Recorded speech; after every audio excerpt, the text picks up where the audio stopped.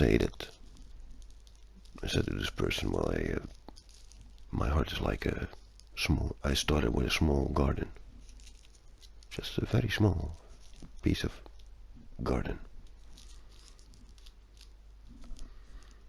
When I started to believe in God. And then, as soon as I started listening to God and I started to follow His goodness,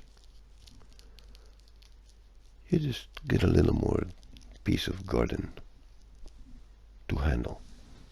Once you've cleaned up the old, made it good, then He will give you a larger piece of land or piece of garden, which turns into a forest, which turns into a paradise, a large jungle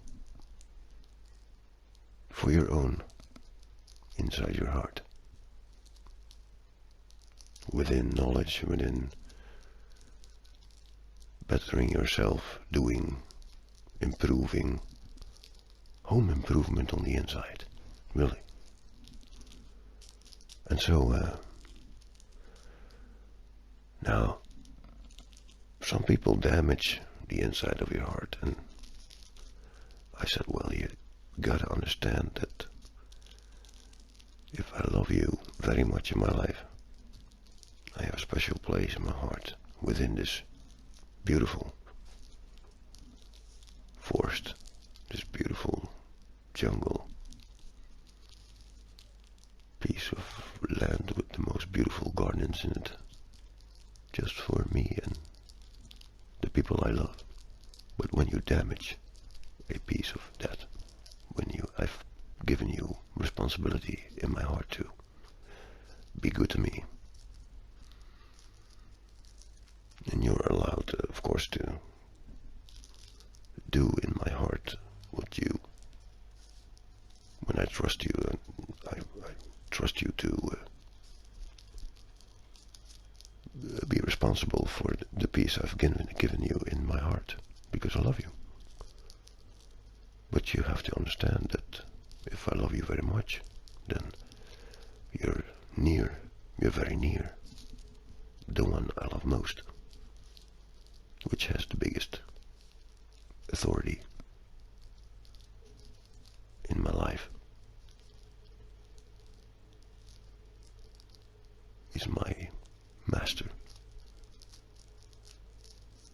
my teacher, my very best friend, my real family in one person. And there's this place where I see Him.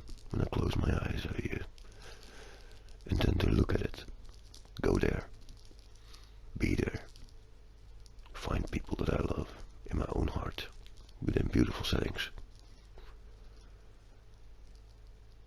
And let's say that this is just a likeness of what it is. But sometimes people damage your heart so much that the peace that you gave them in your heart, they burned it to the ground. I've seen that a few times in my life, and I can tell you there was so much damage that people left there. It was just in ashes, burned to the ground. Nothing left. Didn't even care to clean it up or make it better. I just left it and decided that this was a piece of my heart where it is dead. It's a desert. Now, I used to see Jesus not in a sharp, but in a more like a what he looks to me, and he looks different to many people within there, in what he gives them to see how it looks like, and I'm not allowed to see what it looks like. up close in his face, but I can recognize him within a distance of, say, I just more feel him, and I don't have an image with that, but to make it a likeness in this paradise, I used to see him there, or ask him stuff. You know, when this happened with this piece of land that got burned to the ground by my own parents, I left that place, and I didn't come near that place, but it was close to Jesus. And so, because I did not came there, I met him in another spot. Now, after a while, when I had to forgive a lot, and I didn't know what to do with that place because I didn't look it up anymore. It was just lost to me. This place where I loved them in my heart. And then one day I decided to go back and, see the damage again. But then I came there on this spot. And you know what? Someone loved me so much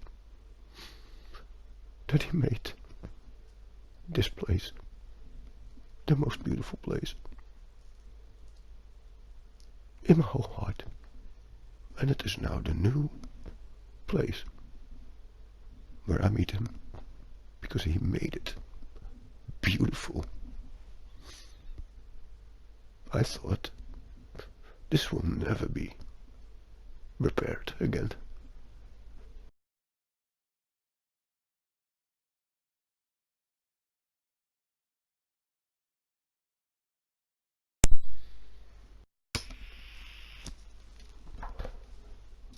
He didn't repair it. He just only he made it as new,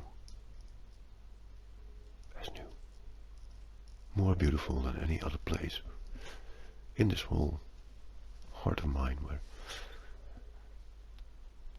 it has been more than just a garden to me. And so he has the most to say in my heart. He's the captain of my ship. I'm just I just understand that being of spirit means listening to spirit, and also taking advice from spirit, from his spirit. Reconnecting to this spirit is like you have lost something that you never had, or lost something that you knew you had but couldn't explain,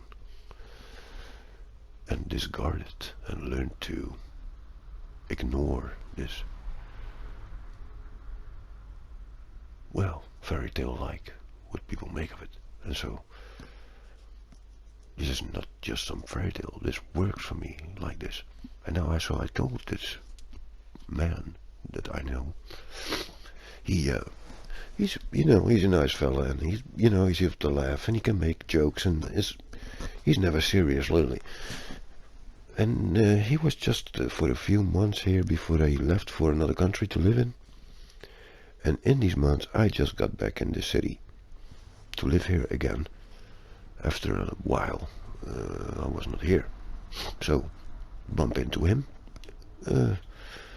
saw him a few times. Now listen up, told him this story that I told someone about this. This someone should have known. Now you're not expecting from him to understand it, but you listen to it. He says, I know exactly what you know, because I don't believe like you. And I believe that Jesus had good things, but I, as a human, and he, It's proof that there's evidence that he lived, and he has nothing against him, but he has not this belief or faith that I have, but has the most respect for it also. And so, a few days later, when I told him the story, well, because we left and he told me he understood, and we had a laugh, and I left, and I came back a couple of days in that neighborhood to see him. He says, like, well, I have something for you. It's there and there, in the bar there, and I left it there for you. And I come there, he comes back, because he was on the way going to eat something, and he came back and he said, yeah, I have something for you. And he holds this plastic bag up with a proud face and says to me, I have something for you. And I'm looking at this bag, and yeah, well, he gave it to me, and I look into it, and I see there's a painting in it. So I open the bag a little. I'm not taking the painting out, I just look in it to see what it is. And it's a picture of Jesus. A painting of Jesus and his face. But he doesn't look like it. He absolutely doesn't look like it at all. But it is not what the picture looks like. It is the gift of him giving me something that shows he knows. And he said to me, hey, it's your master. Now the same person in my heart, in that very big jungle, it was like wham, like a light went on when he said that.